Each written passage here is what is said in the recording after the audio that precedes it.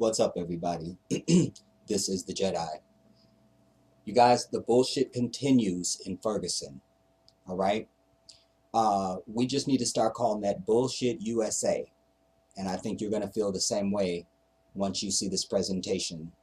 Now, I have a lot to bring you in this presentation, you guys. There's a lot that has gone on, and I've had a lot of contributions from my troops and soldiers that are on the ground. I want to say also thank you to all of the dozens of new subscribers that have come on. Welcome aboard my channel, and I look forward to your contribution. I want to get right into the information, you guys. Recently, I brought you this video that you see on the screen, titled "Ferguson Officials Should Go to Fucking Jail." And what I was mainly pointing out in that is I was illustrating and bringing you the report about how the whole city is involved down there, from the police to the city manager to the damn prosecutors to anybody you're going to name. You know, all the local offices and everything, they're all involved in this cover-up of the murder of Michael Brown and trying to protect the white devil that murdered him.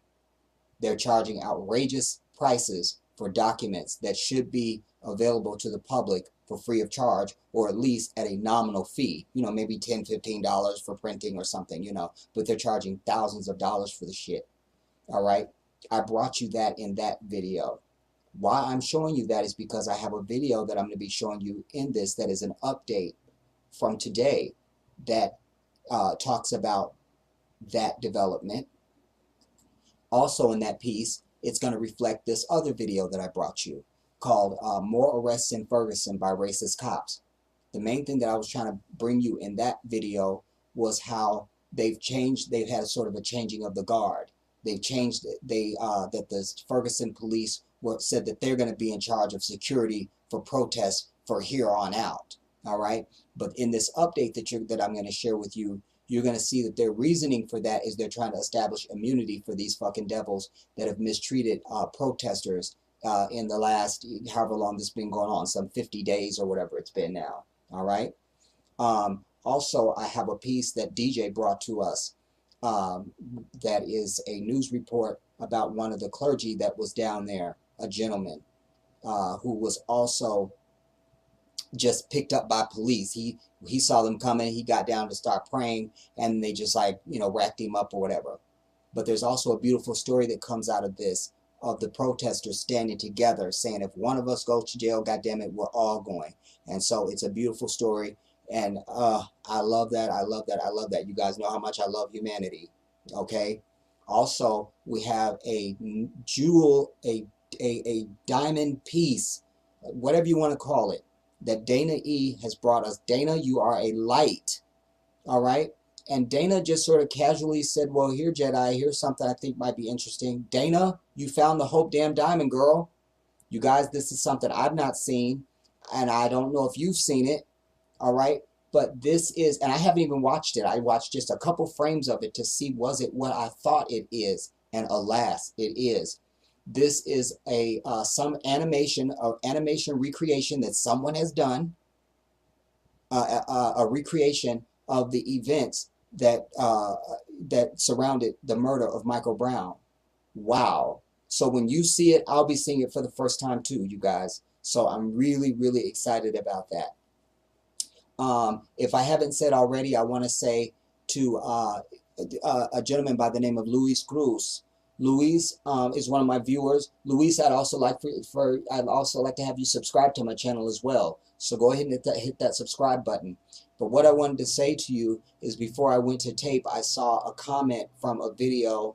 Let me see if I can just click on it. Where was it? Yeah, this is it. And this devil, Violet Miller, was attacking you in their comment and saying that Michael Brown got what he deserved and all of it. I just want to say to you and all of my subscribers as well, you guys, any of these damn racists, if you want to argue with them, go ahead. You know what I mean? Over the time that I've been doing YouTube videos, I've had situations where I've been able to turn somebody's thinking around and all that, but that is far and few in between, and it is a rare occurrence. Whenever I catch them, I try to block them. We don't need their noise. You know, I rail against them enough in my damn videos. And I love setting their asses off. All right? I love being the provocateur for their fucking racist asses. So it's your choice. But, you know, or if there's somebody that I don't know about, you can always send me a comment and let me know that I need to block somebody, and I will get right on it. I will not hesitate. Trust and believe. All right? So, please don't hesitate to communicate that to me as well. But I want to begin with this report from CNN that illustrates, that talks about the changing of the guard and why they're changing out the police officers. And also it gets into this business with the city charging all these goddamn high prices for these records. And the media is now beginning to finally, hopefully, at least it seems that they're hinting in this piece that they are saying this is some bullshit, and this is clearly showing that they've got something to hide down there in goddamn Ferguson. I'm telling you guys, it's time to blow up that entire city. There's also a piece that's going to come out of this. I want you to notice this sister that says if there's not an indictment, she says, excuse my French, but all hell is going to break loose. And I'm telling you right now, I'm going to be putting plane tickets on standby. Trust and believe. I will be in Ferguson. I will be going to jail. I make that proclamation now. All right? We seek justice, and damn it, we will demand it. We don't ask. We don't ask. We're past ask. All right? No ask. All right? Demand is what we're going to do. All right, we've got a lot to cover, you guys. I want to get right into it. Let me go ahead and roll the coverage, this CNN coverage, and then we're going to talk about it on the other side. We have breaking news out of Ferguson, Missouri. St. Louis County police officers are taking control of security at all Ferguson protests, replacing Ferguson City Police after weeks of fierce criticism from protesters. The transfer means that county police will now be in charge of any arrests and filing any charges. Meanwhile, tonight it appears a fight is brewing between some media outlets and the city government. Ferguson is apparently trying to set exorbitant prices for government records that may shed more light on the shooting that left unarmed teenager Michael Brown dead and sparked weeks of protests. Here's CNN's Sarah Seidner. The documents, including emails about Ferguson police officer Darren Wilson, were requested by CNN, the Associated Press, and other news organizations to try and help the public understand exactly what happened the day of the controversial shooting.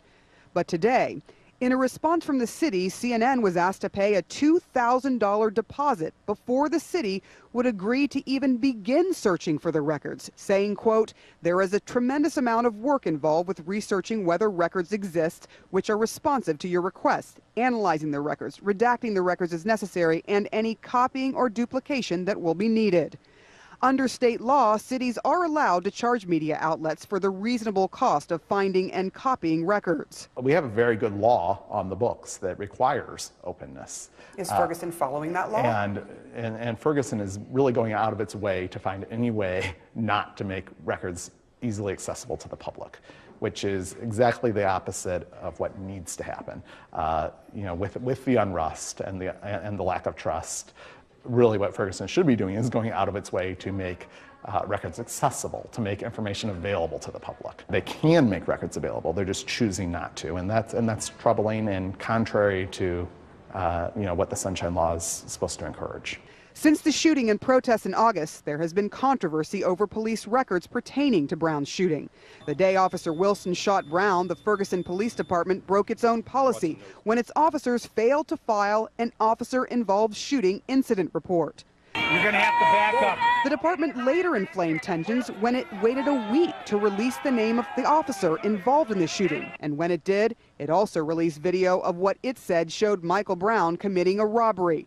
Protesters saw that as a blatant deflection tactic. Now, 8 weeks on, the protests, though much smaller, continue every night, and the mistrust between police and many in the community grows.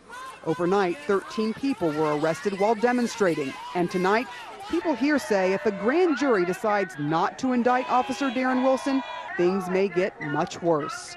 If there's not an indictment, excuse my French, all hell is gonna break loose. Sarah Seidner, CNN, Ferguson, Missouri. Let's get more now with our panel. John Gaskin of the NAACP. We have CNN senior legal analyst Jeffrey Toobin and CNN law enforcement analyst Tom Fuentes, who is also a former FBI assistant director. John, why do you think that these documents are so difficult to obtain? Well, there could be a possibility that they have something to hide. You would think with all of the unrest within the city of Ferguson, within St. Louis as a whole, you would think that the best way to try to move forward, to try to ease some of that tension, would to be as transparent and lawful as you can be. And so to hide documents, to put up extra hurdles for networks like yours to get access to those documents, to bring this type of information to the public eye, I think that's a problem, and that makes people very concerned. It makes me concerned. It makes our organization concerned to believe that they have a lot of information that they are trying to withhold from the public because they're fearful of public reaction, I'm sure. Yeah, I mean, it does seem that that may very well be the case, gentlemen. And you look at this, and we heard Sarah Seidner's report. This is legal, but come on, right? Well, you know, government agencies are rarely enthusiastic about complying with Freedom of Information Act requests. You know, Tom's FBI, I've had my own battles with the FBI about trying to get information from them. I mean, it's difficult, but this is absurd. And it only encourages exactly what John said, which is that it suggests that there is something to hide in these documents. And it basically convinces the world that the Ferguson Police Department is a Mickey Mouse operation that is trying to just fight everybody about everything instead of acting like an organization that wants to, that's proud of what it stands for. What's the point, Tom, if I mean, eventually we assume that these things are going to come out. So what is the point of throwing up an obstacle of essentially, you know, putting out there that there has to be like a $2,000 retainer before they even get started on these documents? Right. I think John has a point that whatever they release and whatever it indicates will probably be inflammatory and lead to some trouble on the street if they release it, no matter what it says. And I think that that's probably in the back of the mind of the people of Ferguson to withhold the records or delay it or stall tactics or whatever. But because let's face it, this is not the Library of Congress. It's going to take them about 5 minutes to pull those records out. So well, that's a good point.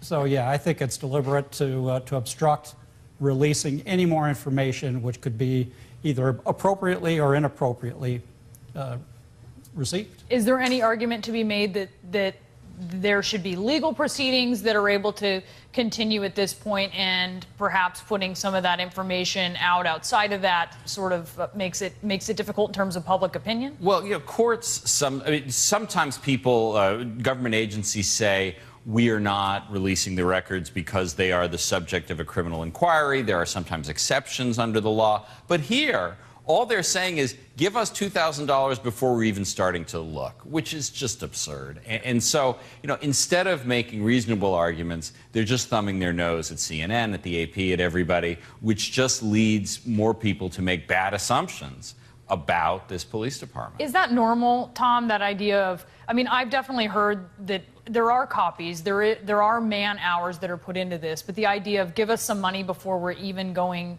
to start as sort of a down payment, is that something that happens? I don't know. I was involved in the investigations, not with record management, so I'm not sure if it's normal or it's abnormal. The FBI doesn't do it. But no matter what they're doing, I mean, they're going to need another PR firm the way they keep going about things. Yeah, they certainly do. All right, gentlemen. At a minimum. Yeah, at a minimum. All right, stick with me. John Gaskin is joining us from Missouri. We have Jeffrey Toobin and Tom Fuentes with us. We're going to be talking more about this when we come back. We'll be talking about the major change in policing in Ferguson. This is a really big deal. St. Louis County coming in instead for the protests. What impact will that have? We'll discuss it. Let's get more now on Ferguson, Missouri with our panel. We have John Gaskin of the NAACP, CNN senior legal analyst Jeffrey Toobin, and we have CNN law enforcement analyst Tom Fuentes. He is a former FBI assistant director. And Tom, you make a really good point about what's happening now. You have security being transferred from Ferguson Police to St. Louis County Police. And this seems to be ripe with problems, right? It does, because in the immediate aftermath of the shooting incident, Ferguson Police only has 2 non-armored Humvees from the military, so they didn't bring out the military equipment that caused so much trouble. that was St. Louis County. That was their gear that came out there, and the SWAT teams and the snipers on top of the armored cars and all of that caused so much of the issue that equipment was brought out and put right in front of the protesters instead of hidden in a more discreet manner. And after 4 or 5 days, then the governor shows up and puts the Missouri State Patrol in charge, Captain Ron Johnson. You know, this also raises one of the policy issues that's been raised by all of this, which is why are there so many small police departments around St. Louis? Is that a productive use of law enforcement? The failure to have a sort of centralized force, which might be more diverse than, say, the Ferguson Police Department, is, I think, one of the precipitating factors why people are so angry about this whole situation. And instead of consolidating, to have these small police departments is not a recipe for success. Most people, if I could interrupt 1 second, most people are not aware in the United States there are 18,000 separate police agencies. And this goes back to the founding fathers. The fear wasn't efficiency of law enforcement, it was tyranny. And that's why all law enforcement is local, even down to the little towns. Yeah. I mean, we grew up watching Andy of Mayberry, and that's an example of small departments, because law enforcement is then controlled by the local government, the local police, the local townspeople, and that's why you have all these tiny departments all over the country. Yeah, but we've seen certainly some of the inefficiency of that. I wonder, John, what is your reaction? What is the reaction of folks there on the ground when they're finding out that the very police department that really is, I guess, where we saw so many of the bad images there in the early days of the protests, that they're now in charge of security detail for Ferguson protests? Well, I was just listening to what Tom said regarding when the protests originally started and the images that you saw on TV and in print. You know, I hope this is not adding insult to injury in this particular situation, because let's just be transparent about this. Many people in Ferguson, especially protesters, people within that community, do not have much confidence in the Ferguson Police Department, police in general. And so this weekend will really tell us where people within that community are sitting on this, and it is my hope that the St. Louis County Police Department will do a much better job than the Ferguson Police Department has done in terms of dealing with protesters, and especially in terms of communication. I think that is where many of the lapses have occurred, is communication. I wonder what you think, John, about this lawsuit. You have a lot more protesters who are joining this lawsuit against against the use of force by police. What is their hope? And do they realistically think that they are going to be able to get something out of this? Well, now keep in mind, I am not an attorney, but we have many people are absolutely, and many people are joining in on that lawsuit, and I think that they certainly do have some credibility. You all have seen the images. You've seen the hog ties. You've seen the rubber bullets being used. You've seen the tear gas. And you've seen the way in which American citizens have been treated throughout this entire process. And so that raises many red flags, and it's very concerning. And final word to you, Jeffrey. Do they have a case in this lawsuit? Well, their claims really overlap with what the Justice Department is investigating. So I think we will know a lot more about the validity of those claims when the Justice Department announces what it's going to do. That's the main investigation. That's going to be the main case if there is one. So that's the thing I think to keep an eye on. All right. Okay, now you saw in that report now, especially that sister that said if we don't get an indictment, then all hell is going to break loose, all right? The other thing is, you understand now that the very people that had all the militarized bullshit at the beginning with the rubber bullets and the tanks, and, you know, they looked like they were coming out of Iraq and to fight ISIS and all of it, those are the very same damn people that are back in charge now, all right? This is some bullshit, you guys. And you also heard where they're charging $2,000 for goddamn reports and shit down there. You see, they are covering something up. And not only, probably not just in this case, but they're afraid of what other shit is in basic city records that could be explosive, that could cause people to want to bomb that city off the damn planet Earth. All right? Very important. And I find it interesting that they get putting them through all these hoops. Oh, you have to pay us to even start looking for documents and shit. But he was able to release that damn video of allegedly of Michael Brown in that damn convenience store just like on a quickness. You see? So they can release the shit that they want to release. All right? This is some bullshit. So you see that everybody down there is in collusion, from City Hall to anybody you're going to name in damn government down there. They're all in cahoots. Like I say, I try and tell you guys, as a running theme through most of my productions that I do for YouTube, white people are in cahoots against your oppression. They're joined together in your oppression, especially at the levels of their government and their law enforcement and lawmaking and all that other stuff. Don't be under any illusion, black folk. Don't do that. Don't do that. All right?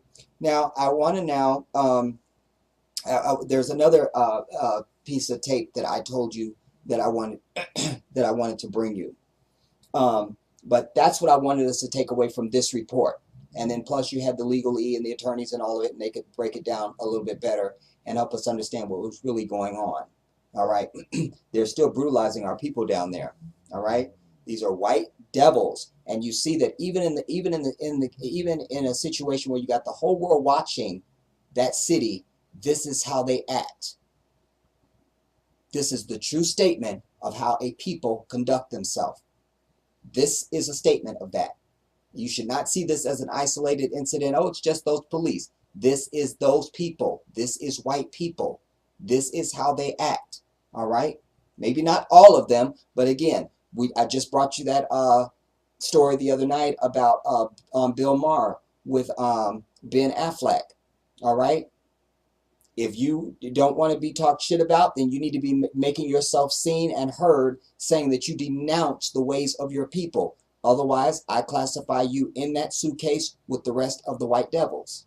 That's just how I see it. Now I want to bring you this story of this clergyman that was down there that has a story to tell about how the protesters stuck together. Like if one of us goes to jail, then we all go to jail. All right, very beautiful story.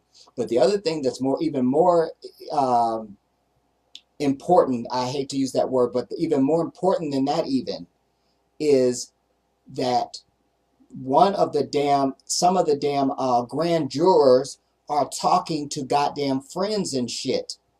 All right, remember the grand jury is supposed to be secret and buttoned up and sealed. Nobody's supposed to be talking about anything. Nobody's supposed to know anything. These are devilish ass people. And every chance that I get to illustrate that, I'm going to do that. That's part of my mission on the earth. It is why I live and breathe. And it is part of my overall mission of educating, uplifting, and liberating my damn people. I have to have you understand these people are your avowed enemy, that they are devils, and that they will do any damn thing. All right? So pay attention to this story, you guys. We'll talk about it on the other side. Let's roll that. The St. Louis County Prosecutor's Office is investigating possible misconduct on the grand jury that's investigating the tragic police shooting death of unarmed 18-year-old Michael Brown. Messages sent on Twitter seem to suggest that a grand jury member was sharing information with friends. A spokesman for the prosecutor's office said that they're looking into the matter. Meanwhile, protests continue in Ferguson some 55 days after Michael Brown was killed. On Tuesday, interfaith clergy members joined with peaceful protesters to demand justice in the Brown case. One of those clergy members who took part in the protest was Reverend Osajifo Seko, who was arrested and detained by police officers for kneeling down and praying in front of them. Joining me now for more on that and the latest out of Ferguson is Reverend Osajifo Sekou, Freeman Fellow with the Fellowship of Reconciliation. Reverend Sekou, welcome back. It's good to be with you again, dear brother. Thanks for joining us. So, Reverend, tell us what happened with the protests on Tuesday. Was there any reason for police intervention? Well, young people had taken to the street. Clergy had come out in support of young folks who had marched down to a farmer's market and in a celebratory manner, beating upon drums, chanting, and then they returned to the front of the police station. Clergy knelt and prayed, and then in a magical moment, young people quieted themselves and laid hands on clergy as the clergy prayed. And then they asked us to remove ourselves from the street because they were going to commit civil disobedience as the police began to gather. And so they formed a line in the middle of the street in front of the police station, and the police began to come toward them. And so at one level, I broke protocol, having agreed to allow the young folks to do their work and to support them, rather, not allow them. They were going to do it regardless if we were there or not, which they've been doing for over 50 days. And then just the image of these long brown billy clubs and some officers in riot gear coming toward the children. And I say children loosely in the sense of they are our children. They belong to us. These youth belong to all of us. And as the police began to advance toward them, instinctivly is the best way I can describe it, or in my tradition we would say something got a hold of me, and I went and I kneeled, and in my thinking that they're going to have to come through me to get to these children. I was swiftly picked up by the police and taken to the van and held in a police van that had blood stains in it, perhaps an attempt, a tactic of terror. But the young folks, the Millennia Activists United and Lost Voices and others, held their ground, and they stood in the street and they sat down and they said, "We are not leaving. You take one of us, you take all of us." And so then Officer Ron Johnson got out of his bed, according to his own testimony, and came out to meet with the young people, and they refused to compromise. And so about an hour and a half standoff with them and the police, and the police eventually retreated, and I was released because of their protest. Did they provide a rationale for why you were arrested? It was failure to disperse, which they had been saying consistently that we should leave. Yeah. But this speaks to a broader question. We need people to come to Ferguson October 10th through the 13th to support youth activists. There are a lot of events happening that week, a mass march, local actions. Cornel West is keynoting an event at the Chavez Arena at St. Louis University at 7 p.m. on October 12th, a Sunday, and then there will be a mass civil disobedience on October 13th to lift up two fundamental questions. How will the nation repent for the sin of police brutality, and how will we support an emerging generation of leaders? Yeah. You were with Cornel West, what was it, yesterday, in this Keep Ferguson Alive event. We have just a minute here. Can you give us a summary of what happened and what it's all about? Well, a group of students from Union Theological Seminary, Sister Amy, Khadijah, Foster, and others, came down to observe as theological students at the country's most liberal, the citadel of liberal and liberation theology. And so Dr. West and I were in conversation yesterday about what does it mean, what are the theological implications, what are the moral implications for Ferguson. And the question before the nation remains, what kind of nation will you be? Will you be a kind of nation that brings out police dogs before it does an ambulance for a black baby that's been laid in the street for 4 hours? Will you be kind of nation that brings out tanks when children cry for justice? And so it is a moral and ethical question that sits before the nation. Will it be born again? There you go. Reverend Osajifo Seku, thank you so much for the important work you're doing and for coming on our program tonight. Now, here's what I don't like about that, you guys. You know, and, you know, he talked again about the damn corruption. All right? Once again. But, well, here's what I don't like. I don't like, you know, and this brother talked about, you know, Cornel West coming down there, you know, and I don't care. You could send Mother Teresa, you could send the Pope. All they do is they get together and they just talk. Nothing ever comes out of this. When you get a group of people under the sound of your voice or under your command, you have them to do something. Do something. They need to have at least a 10-point plan or 20-point plan. You know, all the stuff he's talked at the end, okay, that was fine, it was wonderful, but it doesn't do anything for us. You know, how the nation can humble itself, and I don't want to hear that. We're past that. We're at 2014. And we've been being fucked up since this damn country, before it even became a country. Before there was any founding document signed and all that shit, we were here. Working the damn fields and all of it. We're sick and tired of it. Action is what we need. So Cornel West will come down, and I love Cornel West. I love him. I love to hear him speak. I'm inspired by him, all of it. But that doesn't move us forward. It doesn't get us result. Talk, talk, talk, talk, talk. That's all it's going to be.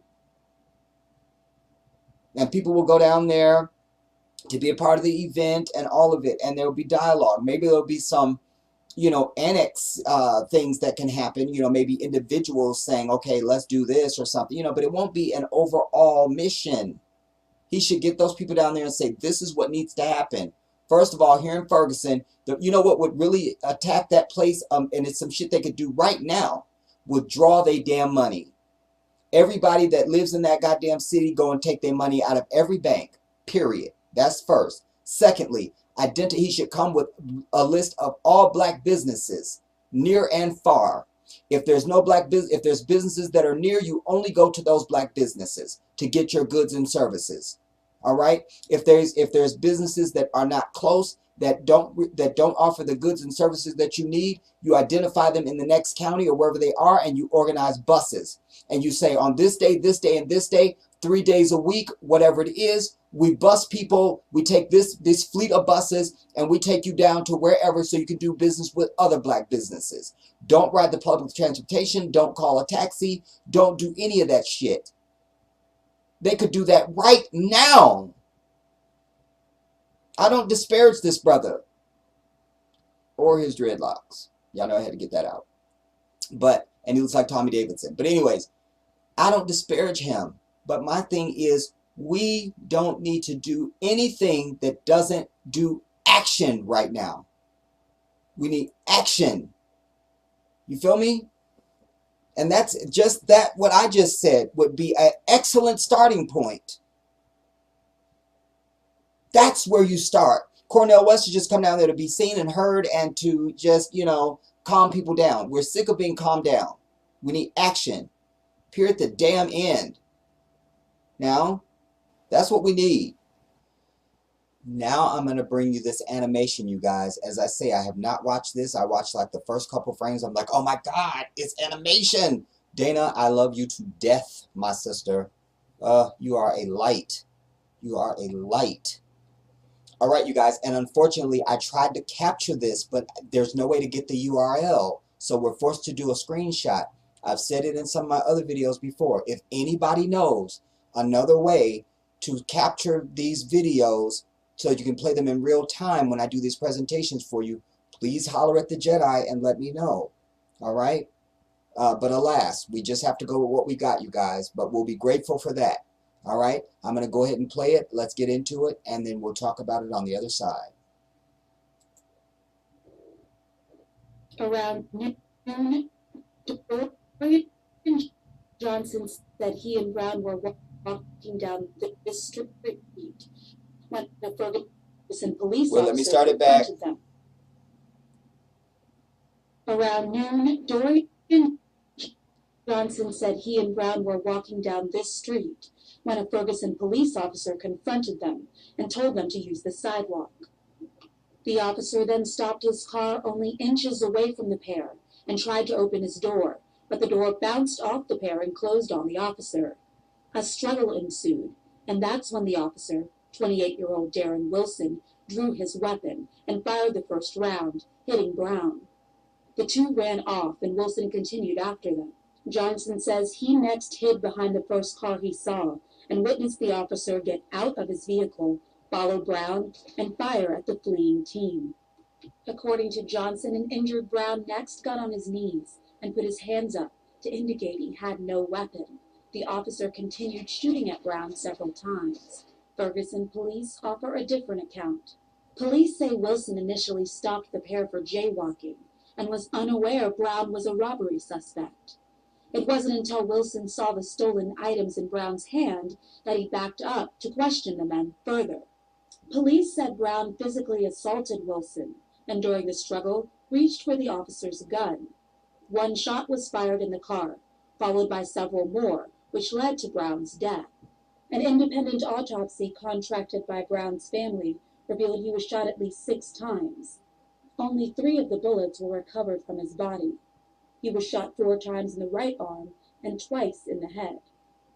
One of the 2 bullets entered the top of his skull, suggesting his head was bent forward when he was shot. Another went into his right eye, through his face, exited from his jaw, and re-entered his collarbone, causing several wounds. The autopsy also found Wilson fired the fatal shots from 1 to 2 feet away. All right. Now, that was some bullshit. And you could see, I'm going to take it back again, you guys. Let me cue it up here. Hold on. All right, you guys, we're going to play it again. Now, first of all, I'm glad we have this animation. Again, Dana, you are a light. I'm glad we have this animation, you guys, because look at that again, when allegedly Michael Brown was supposed to have been reaching in the car to get the damn gun. We've talked about this. The gun would have been holstered and everything. Oh, let me reach in and unholster your gun and try and shoot you with your own damn gun inside the damn car. It's not believable. But you see, in the minds of these damn white devils, they absolutely can believe that. You see? If White Devil Wilson said, oh no, aliens paratrooped in and they shot him, white people would believe that shit. Sadly, I must report that. All right? But this offers us our first sort of real-time being on the scene. I'm going to play it again, you guys. I'm probably going to talk a little bit through it on this one and pause it and stuff. Again, I wish we could have it in real time, but alas, we'll be grateful for this. Dana, you are a light. All right, let's go. Around noon, Dorian Johnson said he and Brown were walking down this street when a Ferguson police officer confronted them and told them to use the sidewalk. The officer then stopped his car only inches away from the pair and tried to open his door, but the door bounced off the pair and closed on the officer. See, he's aggravated. How many of us, I got a lot of brothers and sisters, y'all. How many times have I tried to slam a door or something, or somebody in my family, we trying to slam out, and you mad because it didn't work? So he's pissed that his door didn't open, all right? That it bounced back at him. So that pissed him off because he wanted to get out in a dramatic fashion because now he's going to be John Wayne, an asshole. Let's go forward. A struggle ensued, and that's when the officer, 28-year-old Darren Wilson, drew his weapon and fired the first round, hitting Brown. See? That right there is some bullshit. That's what really happened. He's going to show this nigger. All right? And remember, we're watching this with the understanding of the whole racial climate that's entrenched in the damn city government down there. So absolutely he feels empowered. He can come up and do this to Mike Brown. Because nobody gets in trouble for anything down there. Right? All right? Listen, we've got the evidence, goddamn. Moving on. The two ran off and Wilson continued after them. Johnson says he next hid behind... Of course they ran, because now in their mind, this goddamn motherfucker is crazy. He just shot at Mike Brown. Of course you're running. But Mike was a big guy. And probably he realized he can't run that fast. He can't get away. So that's probably why he was like, okay, let me just turn around. Okay, don't shoot me, you know? Like, okay, I give up. In the first car he saw and witnessed the officer get out of his vehicle, follow Brown, and fire at the fleeing team. According to Johnson, an injured Brown next got on his knees and put his hands up. He's done nothing wrong now except jaywalking. And this asshole now, out of ego, has to get out of his car and shoot at Michael while he's running. You should just let the kid go. His only infraction was goddamn jaywalking, if that. Moving on. To indicate he had no weapon, the officer continued shooting at Brown several times. Ferguson police offer a different account. Police say... Now this is the White Devil's account of it. This will be all lies, of course, we know this, but let's play it. Wilson initially stopped the pair for jaywalking and was unaware Brown was a robbery suspect. It wasn't until Wilson saw the stolen items in Brown's hand that he backed up to question the man. That's a lie. Police said Brown physically assaulted Wilson and during the struggle reached for the officer's gun. One shot was fired in the... Now think about that. I'm glad we have an actual visual to look at. Again, Dana, you are a light. But look at this, you guys. How unbelievable is that? This is an 18-year-old kid. All right?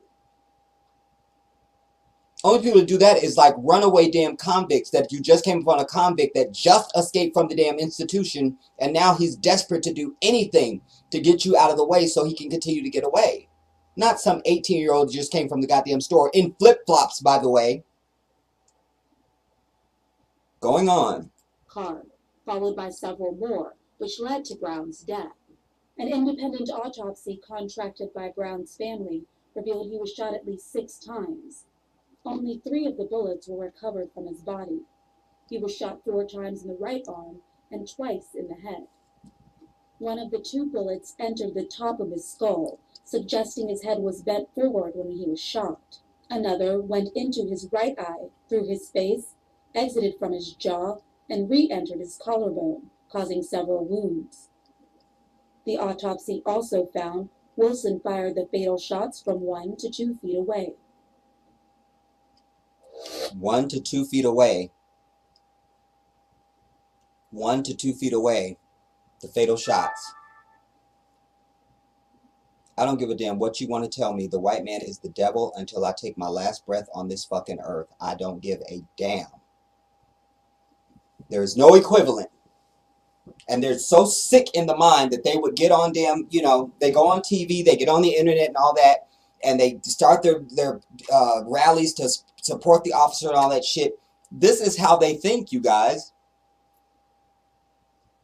A sick people. Sick. Sick in the damn brain.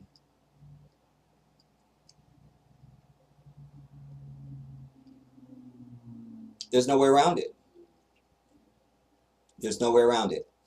And by seeing those 2 accounts, it's not believable. But again, if you show that, if you had that animation and you show that to a damn white jury, they would believe that shit. That this 18-year-old who was just minding his business has presence of mind to reach in the car, get his gun out of the holster, no less. No, that's not how it happened. He rolled up on them. He was a crazy person. That's why Dorian and them, Michael was trying to get away from this fucking white devil. That's the reason. Now I'm going to bring you this last clip, you guys. This is from this town hall from PBS called After Ferguson. It's hosted by Gwen Ifill. And what I want you to notice, the brother that's speaking, I forget his name, but I'm very familiar with his work. And it escapes me now. It'll come out in the piece. But I want you to notice the white dude that speaks, all right? The body language, all right? This is what most of them think. These are those white racists that come on the damn internet. These are the ones that are out there marching for the officer. He's trying to mask it, but I see through the bullshit. And I'm inviting you to do the same. Listen to the language that he uses, you see? It's that whole, I didn't do anything, so I shouldn't be held on the hook and this and the third while I enjoy all my privilege in this white society is really what he's saying. No, they must not be allowed to put their feet up on their lazy boy. We must always make them feel uncomfortable. Period, the damn end, because the struggle continues and we are still oppressed in this bitch. All right? Now I'm going to play the piece, and I may do the same as I did in the other one. I'm just going to play it, and then I may do a screenshot after the fact. All right? Let's go to the footage. Tell me about Dream Defenders. Dream Defenders came out of the realization, as the senator said, and other people in this audience know, that the people that are murdering the people in our communities are very organized. And so if you're going to mount ample resistance to those forces, then you must be organized. And so we started Dream Defenders with that in mind, knowing that it wasn't just about Trayvon Martin, but it's about a system of police repression, police harassment, racial profiling. We've got a school-to-prison pipeline. We've got a war on drugs that's been afflicting, dividing, and killing our communities since it started. We've got a war on the poor. We've got a war on immigrant communities. And if you're going to mount a fight against a system that has for 400 years perfected the method of repression of people that look like me, look like us, then you've got to have an organized force to fight against that. So we started in Florida with that in mind. Do you see what Senator McCaskill talks about, the elective office as one way? Because you just bit off a lot. Yeah. A lot. Well, I think we the people to do it. I'm hungry.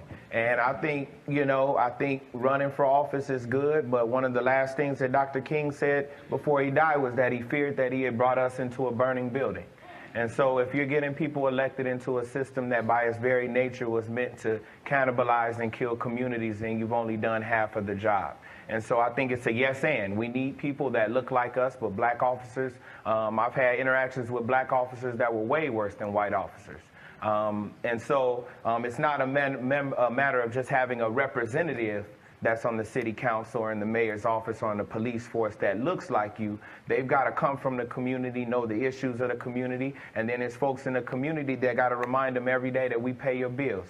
And we're watching every single day to ensure that the platform on which we elected you with is followed, and also defend you when those people that seek to calibrate the system and write the system as it's been built seek to come at you for that office. Now here's the thing, Philip.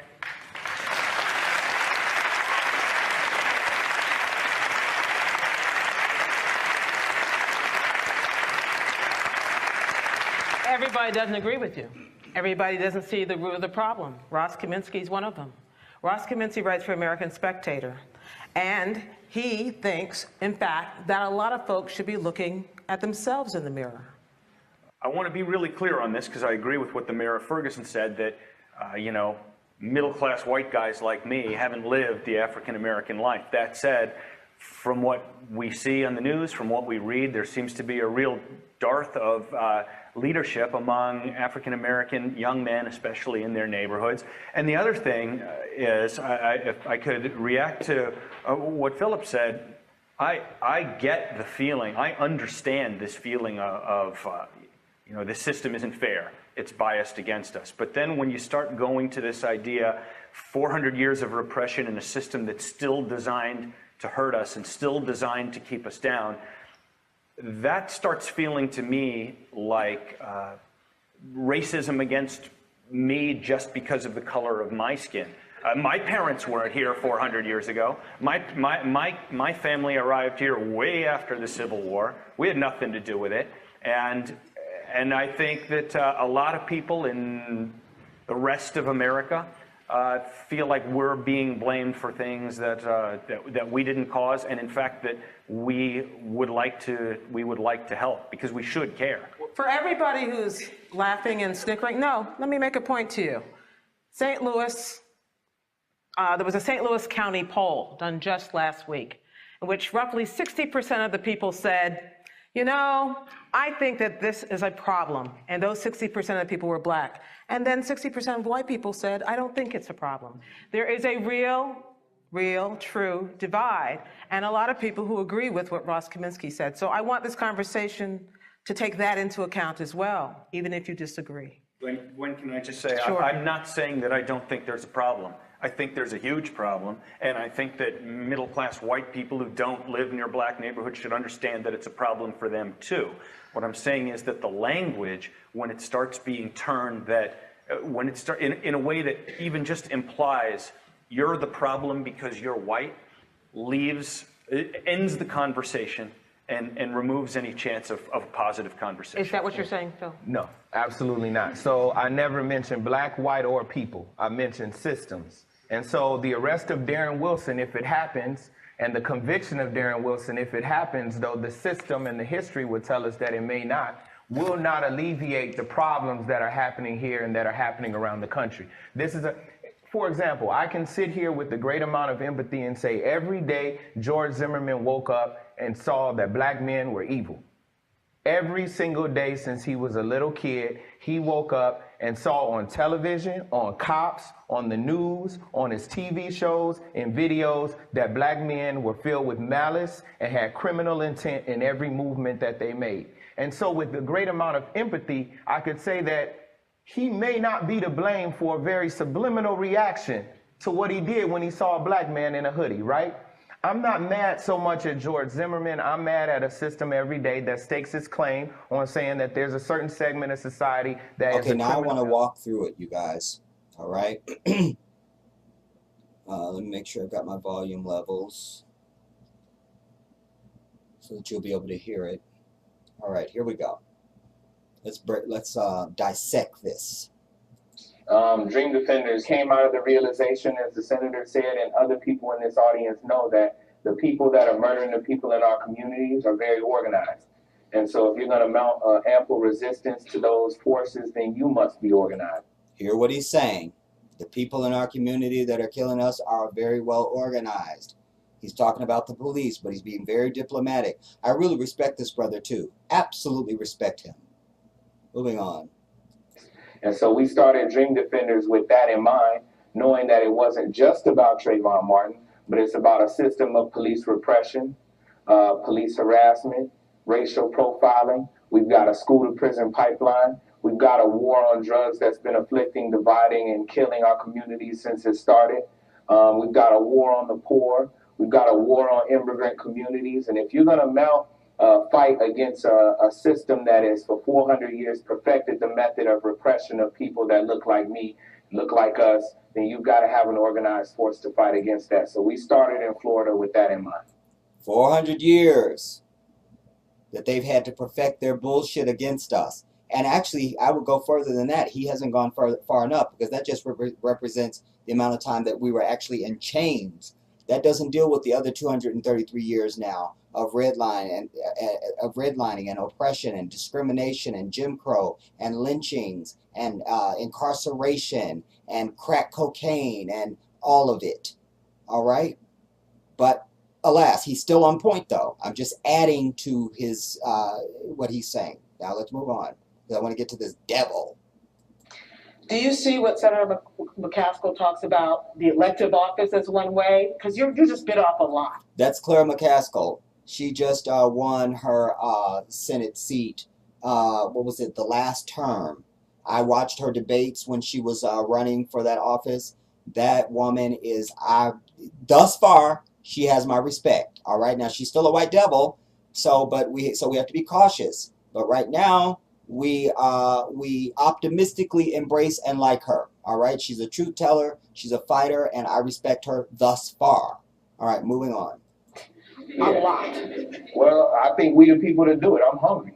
And I think, I think running for office is good, but one of the last things that Dr. King said before he died was that he feared that he had brought us into a burning building. And what Dr. King meant by that, and I preach in my videos and I preach across the damn earth, the worst thing that ever happened to us was integration.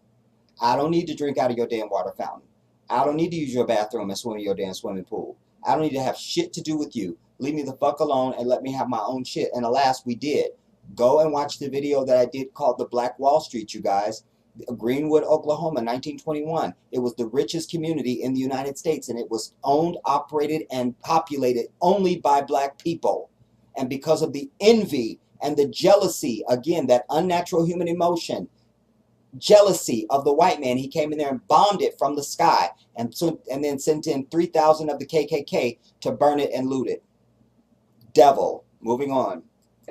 And so if you're getting people elected into a system that by its very nature was meant to cannibalize and kill communities, then you've only done half of the job. And so I think it's a yes and. We need people that look like us, but black officers. I've had interactions with black officers that were way worse than white officers. Thank you. And so just because you're a black officer, if you wear that Halloween costume, you are a white devil. Because the only way you're able to wear that damn uniform is if you're licking the ass of the white devils that are around you and your superiors, etc. Moving on. It's not a matter of just having a representative that's on the city council or in the mayor's office or in the police force that looks like you. They've got to come from the community, know the issues of the community, and then it's folks in the community that got to remind them every day that we pay your bills. Like I say, just because you black, that don't mean you black. And we got a lot of these people in high places that have the black skin, but they are white devils at heart. If you don't think like us, if you're not down with the struggle and you are entrenched in that thinking, then you are not one of us. That black skin don't mean shit. All right? And we're watching every single day to ensure that the platform on which we elected you with is followed, and also defend you when those people that seek to calibrate the system and write the system as it's been built seek to come at you for that office. Now, here's the thing, Philip.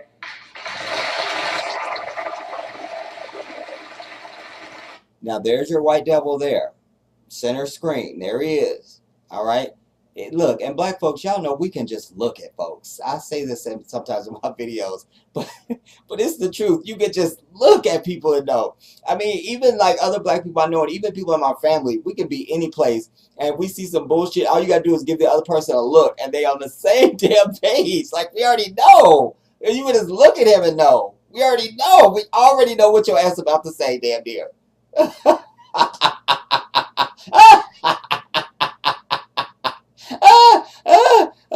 That kills me. But y'all know it's the truth now. Y'all know this is the truth I tell. Y'all know it. Oh, and this is kind of random, but Dana, I'm going to be doing my damn review of If Loving You Is Wrong.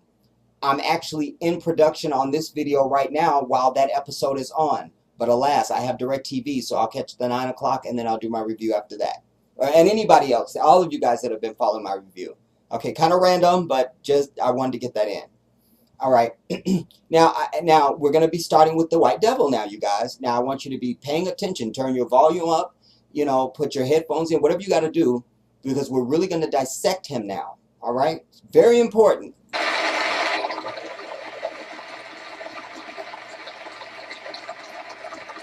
Everybody doesn't agree with you.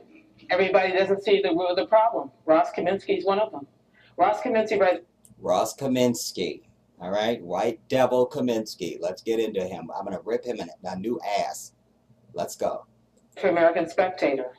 And he thinks, in fact, that a lot of folks should be looking at themselves in the mirror.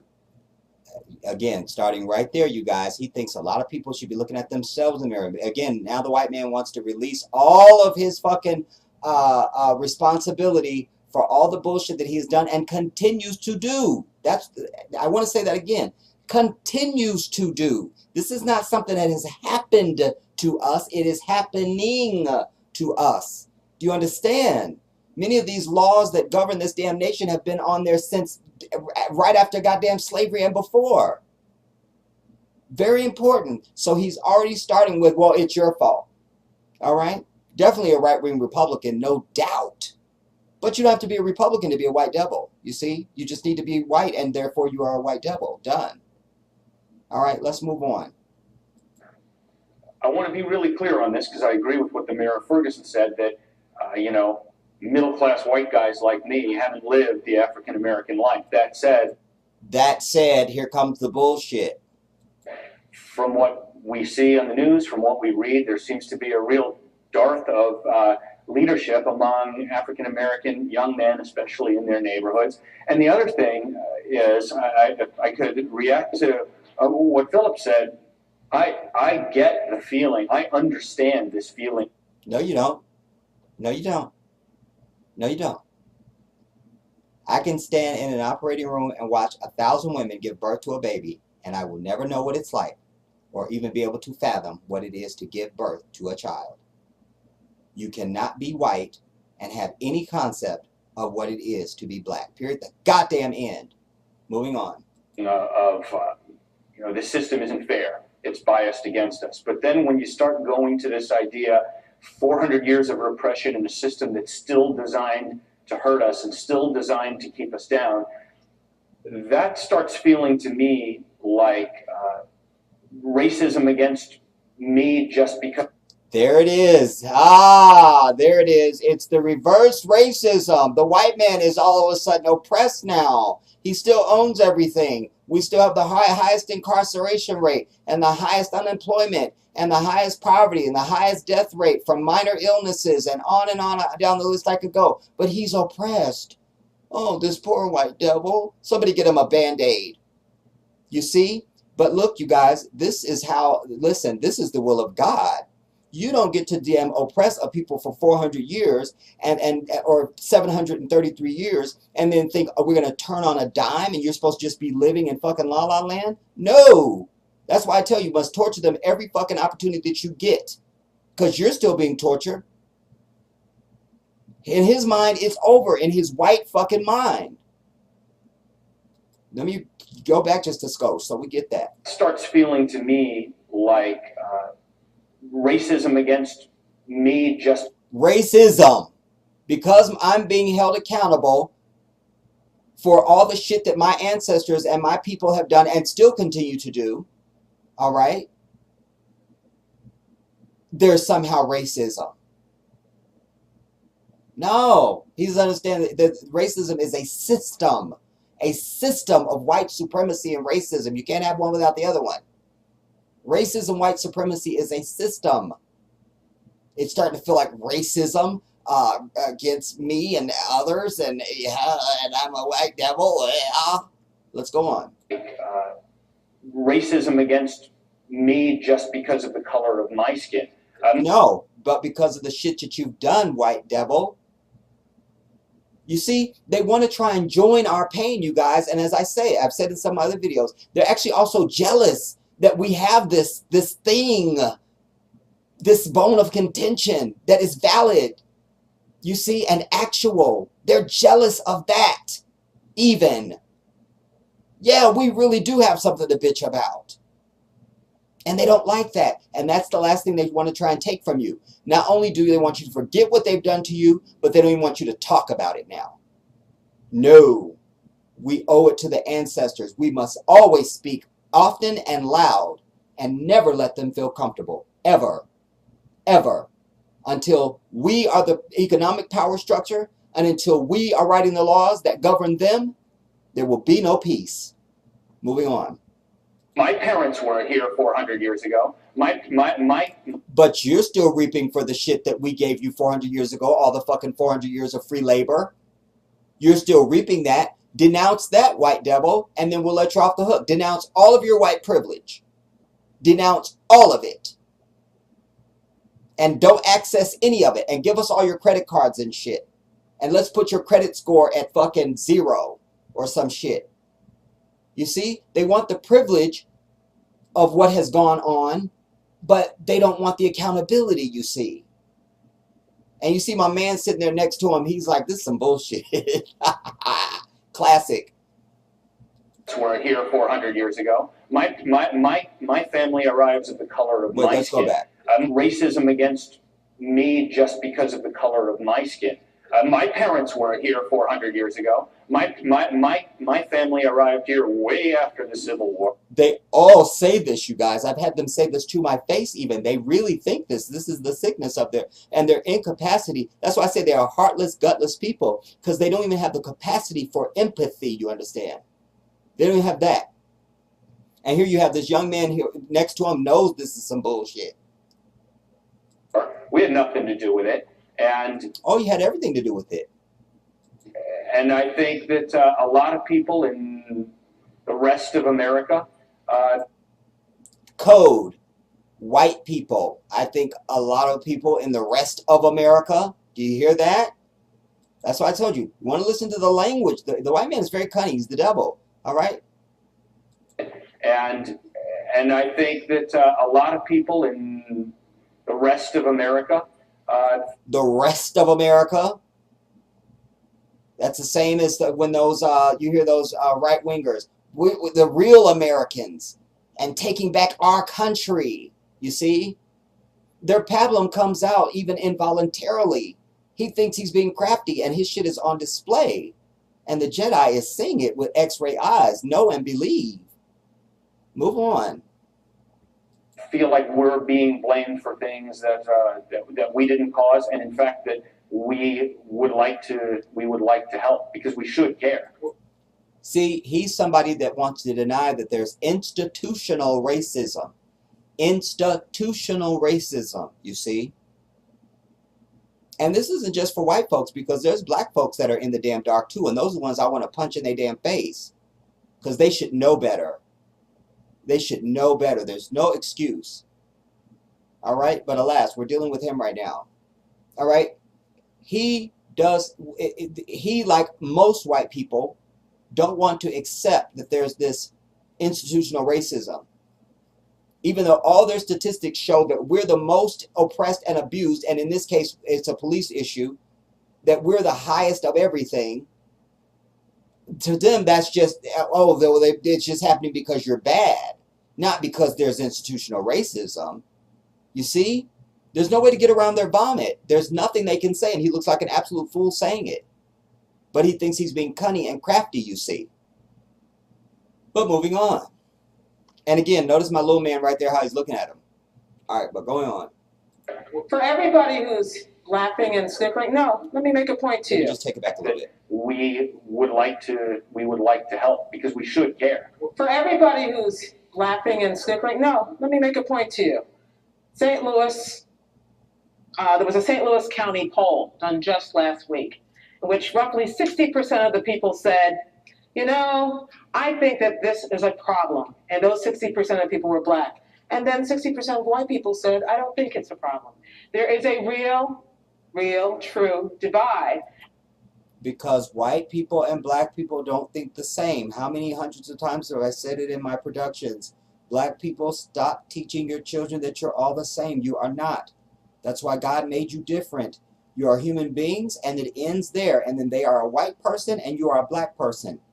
And you need to own and embrace all the things that make you who you are, and you don't need to try and be who they are. Period. At all. Because when you start that we're all the same shit, then what happens is you start just washing out your essence, and you start taking on their shit. And the next thing you know, you're walking around telling Dad, Mom, Dad, oh my God, and this and that shit that I did about the damn Blackish show. That's what it leads to. And then you end up with a 28-year-old Raven Simone talking about, I'm not an African American. Punch that bitch in her teeth, and that's my girl. I can talk about her, y'all can't, or I'll fight you now. Don't do that. Don't do that. That's my girl. All right, moving on. And a lot of people who agree with what Ross Kaminsky said. So I want this conversation to take that into account as well, even if you disagree. When can I just say, Sure. I'm not saying that I don't think there's a problem. I think there's a huge problem, and I think that middle-class white people who don't live near black neighborhoods should understand that it's a problem for them too. But no, come on, White Devil. See, that, listen, you guys, that he just said is completely gratuitous. He's just adding that, because then, well, then what do you think is the problem then? This is how we know that's a gratuitous statement, because if he says that, and I wish Gwen Ifill would say, well, what do you see as the problem? Then he's got to admit there's institutional racism, which he's never going to do, which equals that you're being the beneficiary of shit that has gone on when you just denounced that and said that you shouldn't be held accountable for that because it's such ancient history. This is just gratuitous. He's just trying to be fake nice right now, but we're not buying it, and don't accept that, all right? I encourage you not to accept that. Let's go back and we'll pick it up from there and we'll move on. Don't live near black neighborhoods should understand that it's a problem for them too.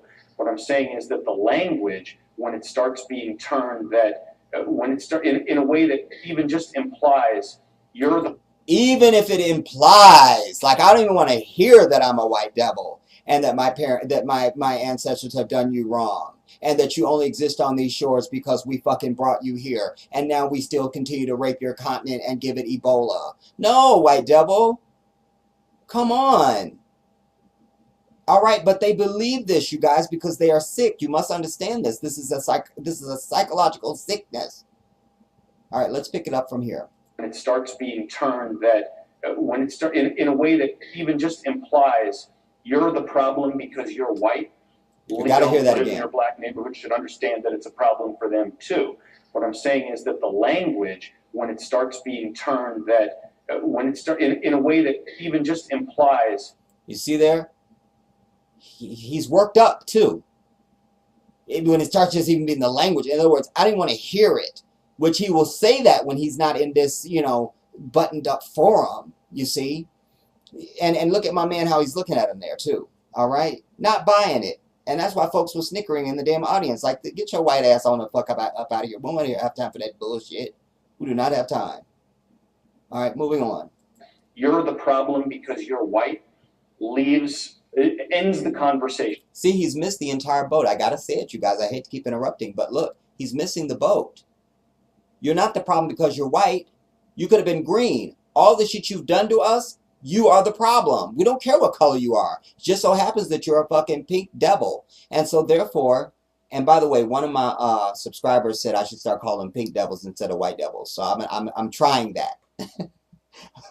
But because you're a pink devil, you see, because white is something pure, you guys. And I thought about that. He didn't say that, but I'm saying this next part. White is something pure. It's supposed to be, you know, typically. So they're not pure. They're the antithesis of pure. So pink devil, goddamn. So this pink devil now thinks that it's simply because he's white. And that's why he made the statement earlier of it starting to feel like racism towards me when I didn't have. No, you're missing the whole fucking system of racism, white supremacy. Ugh. Moving on.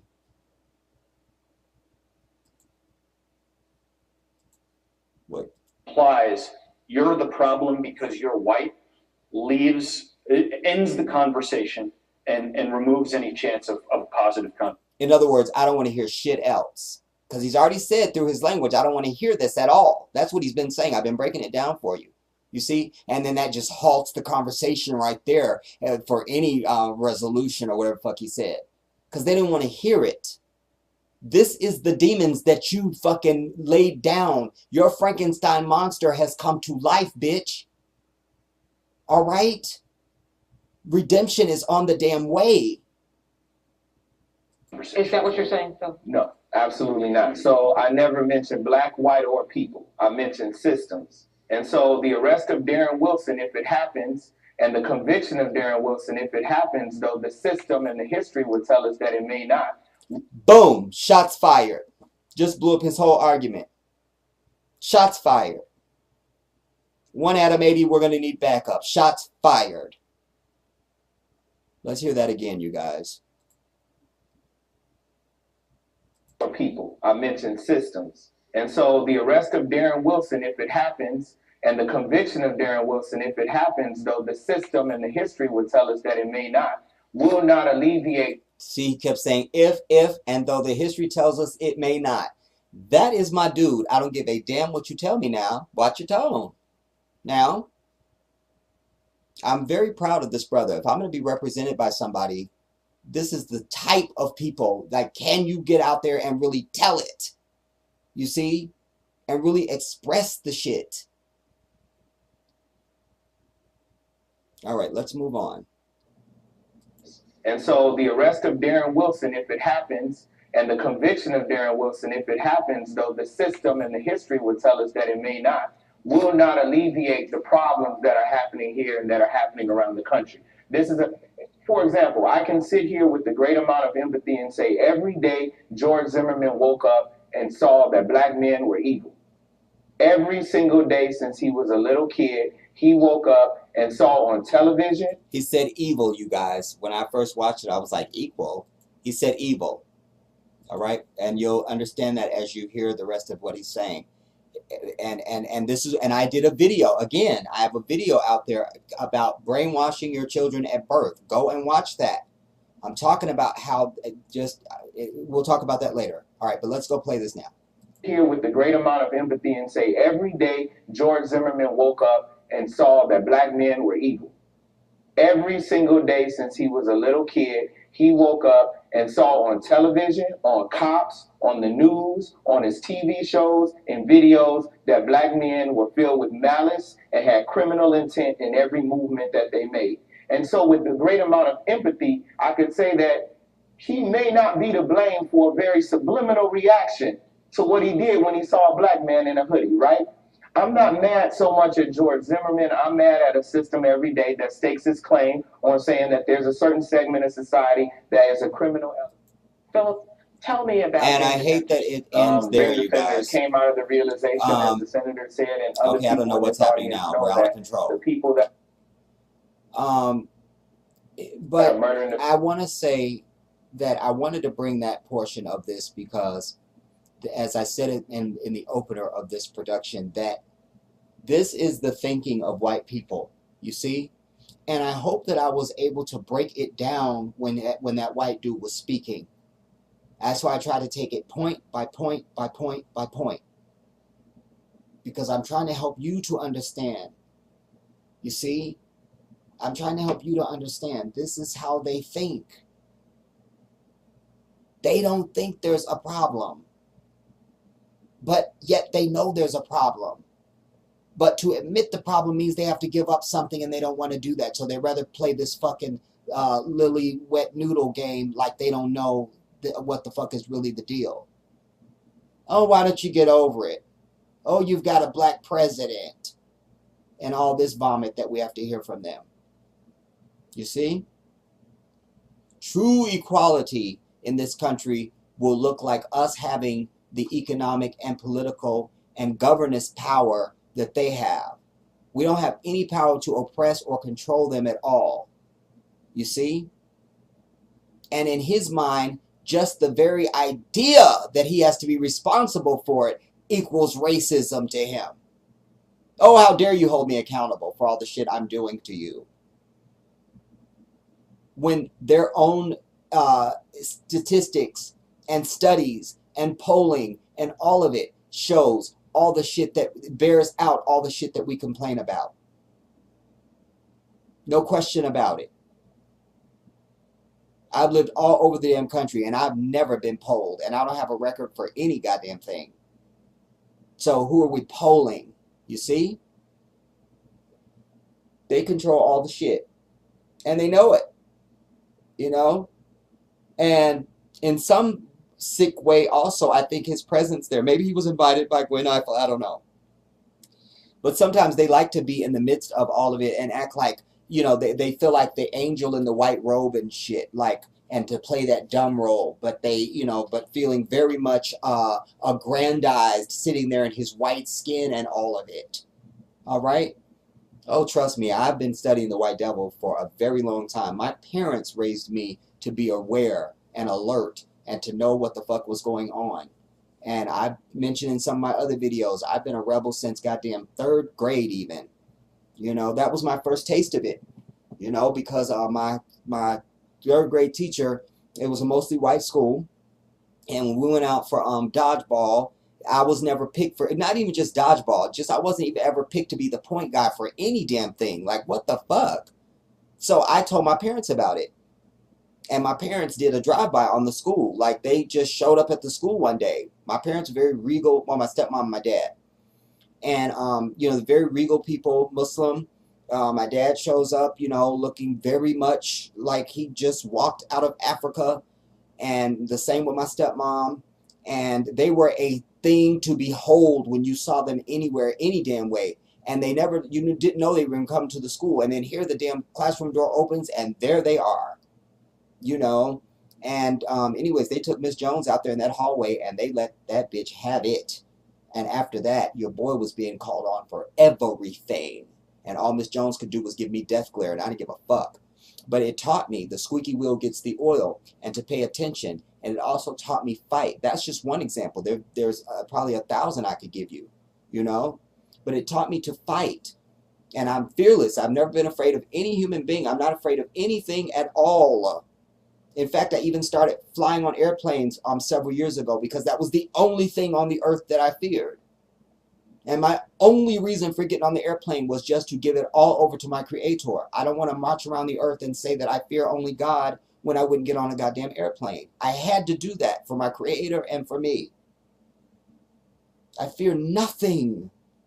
And when you live your life fearless, because when you have fear, then you're giving somebody else power. And no one has power over me other than my creator. That's it. That's it. So when you live your life fearlessly, you can get more shit done. I'm telling you. I'm telling you. Try it for yourself. Try it for yourself. I would not lie to you, my people. I would not lie to you. I'm here to try and uplift and educate you and inspire you. I'm not here to lie to you. And so that is my offering to you. But again, just to go into like a little closing here and to do a summation, again, DJ, I want to thank you for making us aware of that piece with the clergy. That was very important to our conversation here. all right? Because we learned about the damn grand jury people communicating with friends and family and shit, all right? And also we were able to understand that beautiful moment of those protesters doing what we need more of, and that is sacrificing yourself for the greater good. We must all get to that. You must be willing to die, you must be willing to go to jail, and you must be willing to kill. That will be the formula to our success. I promise you. Dana, you are a light. Thank you so much for bringing us the animation. Girl, that's everything. Wow. But also the work that all of you guys do, all of my troops, you see what I'm saying? I'm highlighting DJ and Dana on this because of what they brought for this piece. But all of you, everything that you bring and contribute, do you see? Do you see? And then we bring that all together, and then this is our presentation to the world. Now share this out. Share it feverishly. Share it. You see? You can change the world. You can't do it by yourself. You know? You can't do it by yourself. You can't do it by yourself. And so I need you guys, and I thank you guys all for everything that you do and continue to do for this channel. But not for me, for us. For us. This will now go out into the world, and because of what we've all put together here, others will be educated. Do you see? It's so rewarding. I had a brother that's communicating with me earlier today. I forget where he's in was it Key West? And he's going through all the videos and saying, wow, I'm learning a lot from these videos. He had a leg injury. He's laid up. I'm going to go ahead and shout him out. His name is Thaddeus. But he's just one example, you guys. I get a lot of comments like that in my inbox. You see? People telling me, wow, I'm really learning a lot. So our mission is definitely hitting the mark. All right? Let's just stay dedicated and keep it moving. All right, I love you all for listening and watching and contributing. This is the Jedi.